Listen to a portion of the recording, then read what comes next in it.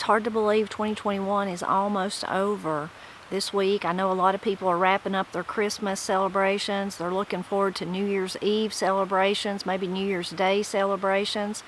For us here, we're still enjoying Christmas, but for New Year's Eve, we're usually asleep way before midnight. There are a lot of traditions, though, when it comes to New Year's in Appalachia. A few that just come to mind quickly. There's the tradition of the first footer, which means on New Year's Day, you hope that the first person that walks their feet across into your house, the first footer that steps in, is a tall, dark-haired man. That means you're going to have a year full of good luck in the coming year. Another common one is you're not supposed to wash clothes on New Year's Day. You'll be washing clothes all year long if you do. Some people even believe if you wash clothes, you'll wash out somebody out of your life. Yikes, you don't want to do that for sure. A lot of churches in my area will have watch services in Appalachia, what you call watch services. When I was a little girl, I thought that meant they were going to watch to see the end of time, see if the end of time come before the midnight, before the new year started officially. It actually means, most of them, that they're going to pray in the new year. They're going to be praying for that coming year all together in unison, in fellowship one with another.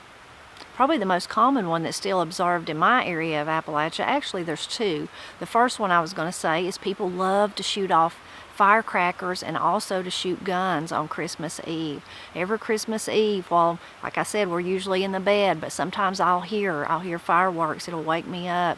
I'll hear someone shooting off a gun. Those are still common here. The other one I was going to talk about that's common is on New Year's Day to have a meal of black-eyed peas, some type of greens or cabbage, and some type of pork. And that means that you're going to be healthy, wealthy, and wise in the coming year. Of course, lots of people use this time of the year to look forward. The old year is about to be gone, so they're looking forward into the new year and thinking about the things, those New Year's resolutions that people make. I've never been one really to make those, but I look to look back a little, and I like to look ahead.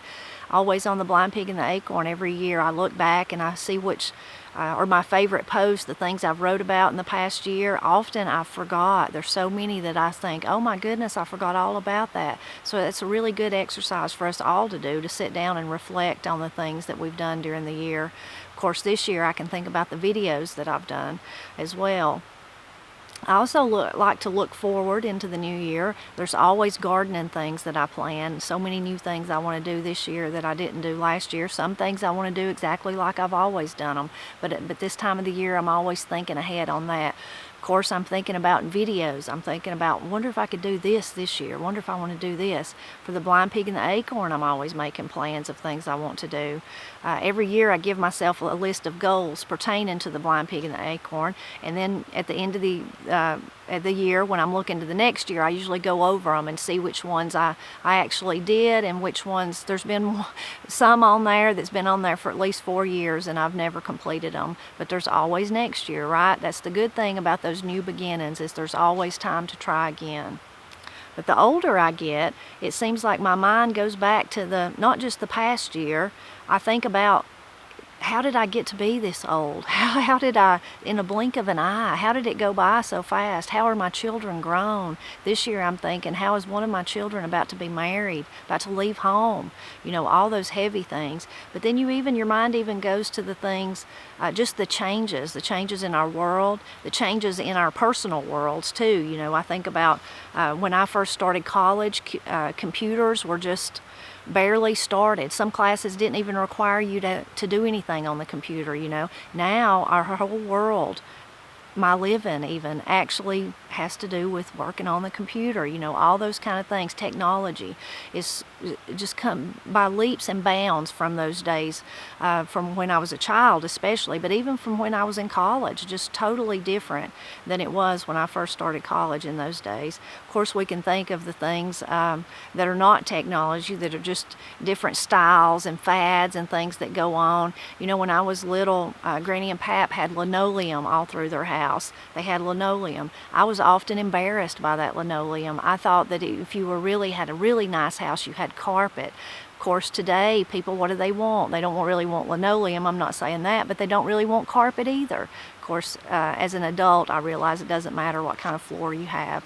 Doesn't matter at all.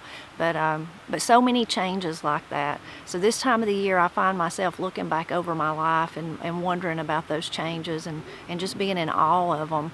People that, in my lifetime, there's been a lot of changes, as I was just describing, but someone like Pap, when he lived, so he went from the days of when he rode a mule to go places, rode a wagon, to where all the way to where you could, could get on an airplane. You could certainly, he drove a car every day. He drove a truck for a living. So such a wide span that happened.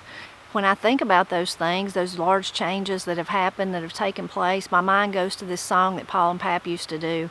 It was written by John Prine and Steve Goodman. They wrote it together. And the name of it was The 20th Century is Almost Over. They wrote it back when the 20th century was just almost over. But even then, they were thinking about all those major changes that had happened during that time. When Paul and Pap did it, it was in 2008, so the 20th century was over. And the only change Paul made to it is that's the line he changed. So he changed it to the 20th century is already over instead of almost. But I'm going to share that song with you now, and I hope you enjoy it this week on this as we're leading up to the new year 2022, and we're looking back and we're also looking forward. I hope you enjoy this old song.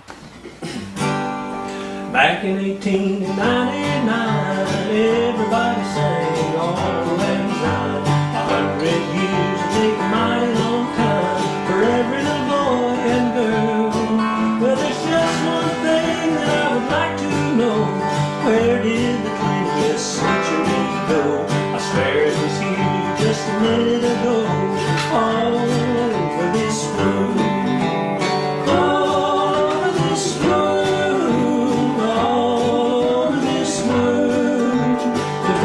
Centuries already over, all over this room.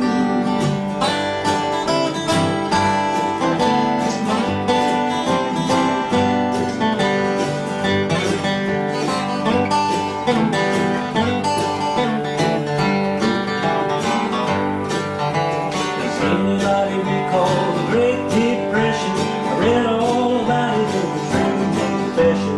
Sorry I was late for the recording session. Somebody put me on hold. Did anybody see those linoleum floors, petroleum jelly, and 2 world wars? It all went around in revolving doors, all over this world. All over this world, all over this world. The 20th century is already over, all over this world.